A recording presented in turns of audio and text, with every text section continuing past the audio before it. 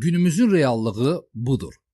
Qoca, cavan, uşaq, qadın, kişi fərqi yoxdur. Evdə, küçədə, işdə, həkimə gedirsən, o telefonladır. Ustaya gedirsən, o da telefondadır. Son illərin ən böyük asılılığı qısa formatlı videolardır.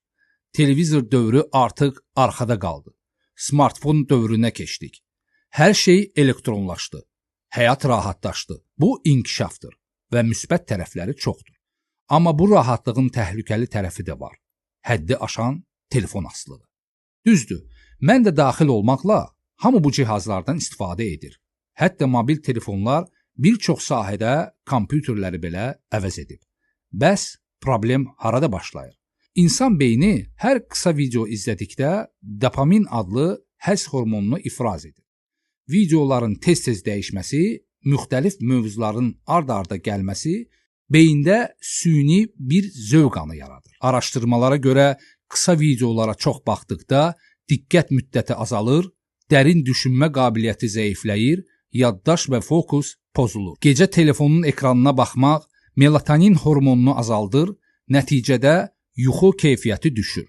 Uzun müddətli istifadə zamanı isə stres və narahatlığı artırır və insanı real həyatdan uzaqlaşdırır. Nəticədə saatlar sənə dəqiqələr kimi gəlir. Bir video digərini cəlb edir və insanda asılılıq yaranır. Bu platformalar təsadüfi deyil. Xüsusi olaraq asılılıq yaratmaq üçün hazırlanıb. Bəlkə elə bu videonu da indi bu formatda izləyirsən. Bu qaçılmazdır. Bu telefonlara görə nə qədər ailələrdə narazılıq yaranır. Bu cümləni bütün günü əlində telefon heç bir iş görmür. Hamı eşidir. Bu problemdən necə qurtulmalıyıq?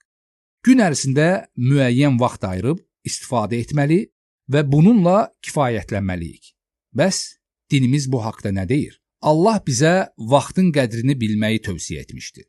Peyğəmbərimiz ona və ailəsinə Allahın salavatı və salamı olsun belə buyurur.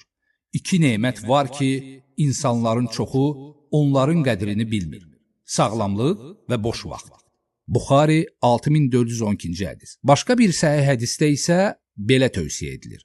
5 şey gəlməzdən əvvəl 5 şeyin qədrini bil. Qocalıqdan əvvəl cavanlığının, xəstəlikdən əvvəl sağlamlığının, kasıblıqdan əvvəl var dövlətinin, məşğuliyyətdən əvvəl boş vaxtının və ölümdən əvvəl həyatının. Əl-Həkim 7846-cı hədis. Texnologiya düşmən deyil, amma nəzarətsiz istifadə təhlükədir. Allah bizim sonumuzu xeyirli etsin.